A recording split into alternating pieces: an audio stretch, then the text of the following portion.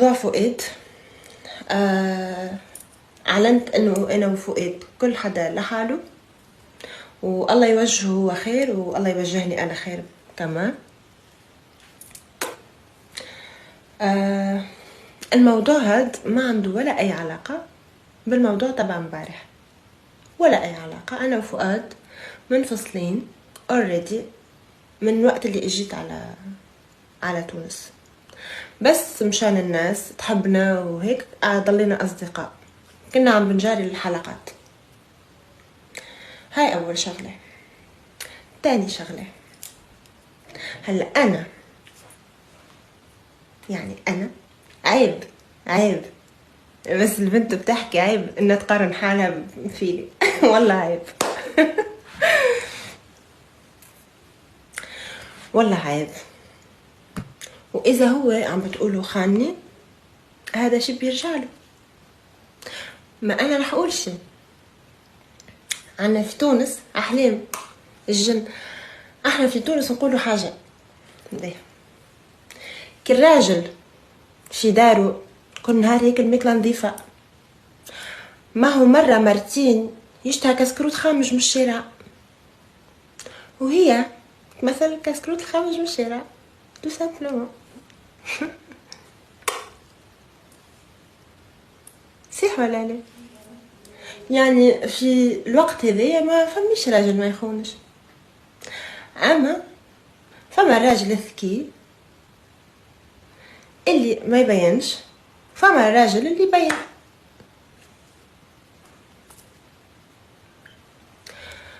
وكا هذاك الشيء نجم نقوله انت كسكروت خامج من الشارع انت تحلفي فمك وتحكي عليا انا. شبيك ما قهورة يا روحي؟ شبيك تحب على الدعم؟ تحب على الفلوس؟ مثل صدقة جارية باسمي انا، صدقة جارية على يتيمة. واضح؟ توا جاي رمضان لازم نعطيك صدقة جارية. هذيك شنو نجم نقولك؟ انتي تجبد في اسمي، انتي عرة على النساء، انتي عار على النساء، مش فقط على بلدك، على النساء. ما فيكش امان. العيب مش فيك، فيا انا يلي بلا فصل وبلا تربية وبلا اخلاق، يا شوارعية يا حربية.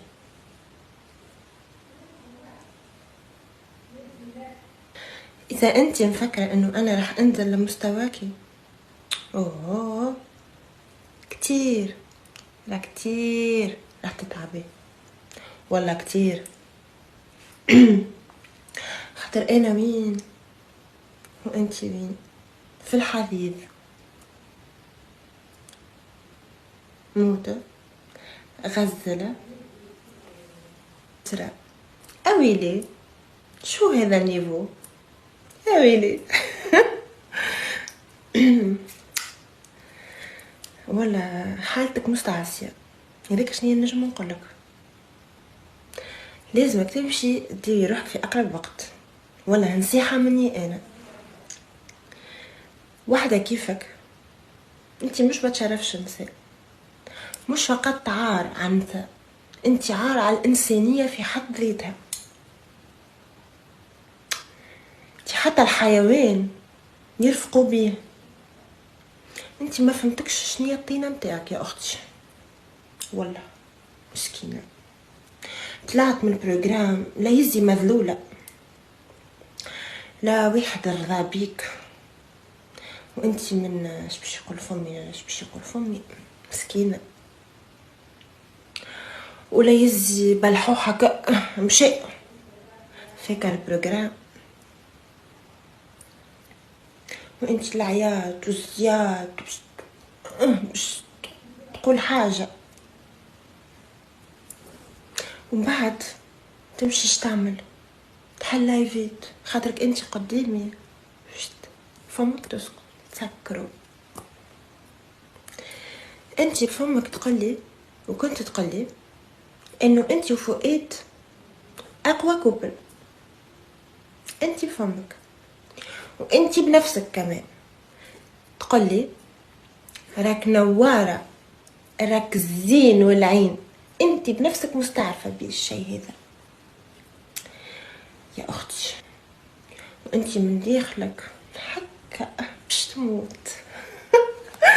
يا ولا تخف والله مسكينة.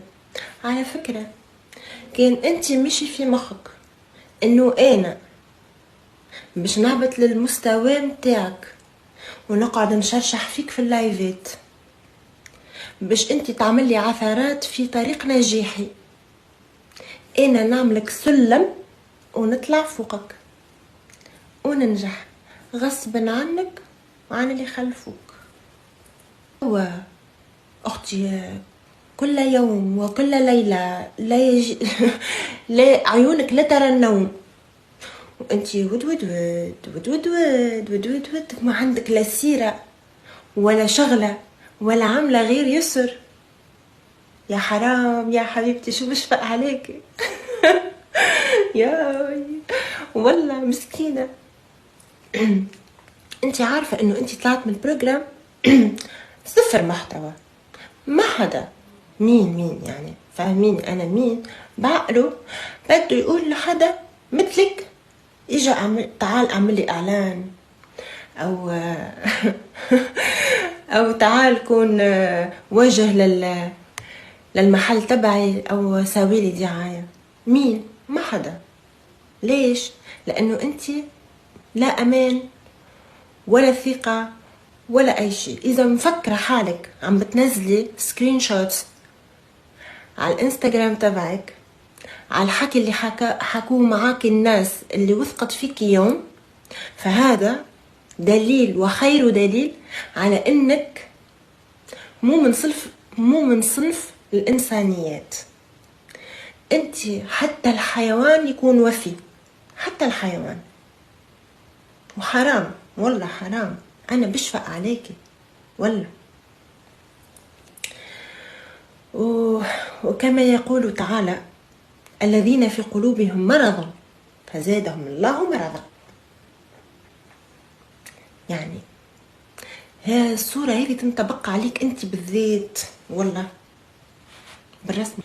واذا انا ما جاوبتكش وما تحتش المستواك فهذا احترام لذاتي وللذوات الطيبة اللي تتفرج عليا فقط. واضح؟ وكيف ما انت مثل ما انت عندك سكرين شوت وعندك محادثات، انا كمان عندي وانتي تعرفي هذا الشيء. وبعدين التهمة اللي حابة تلزقي لي اياها قال شو انه انا سربت لك رقمك. ليش شكيتي فيني؟ ممكن لانه انتي سربتي لي رقمي مثلا. بس راح لك شيء، انا ماني فاضيت لك عشان سرب لك رقمك. اذا حابه اسرب شيء كنت سربت محادثاتنا، كنت سربت كيف انتي عم بتسبي العالم الرايح والجاي. وعلى فكره ما عندي ولا اي مشكله، ولا اي مشكله، صفر.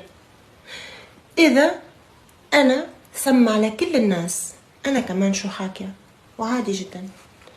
وبقول كمان اذا انا حكيت على شخص في وقته انا ما كنت عم نافقه، ما كنت عم حاول اني يكون صديقته. يعني انت بس رجعتي تحكي مع هداك المشبشب تبعك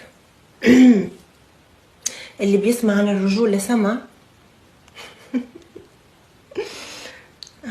هاد لو انا طلعت فيه هيك بنص عين كنتي راح تشوفي كيف ما هو يحب، كنتي راح تشوفيه تحت رجلي. بس انا مستعيلة والله، مو المستوى تبعي ابدا، لا انتي ولا هو. وانتوا الاثنين عار على بلدكم على فكرة، عار.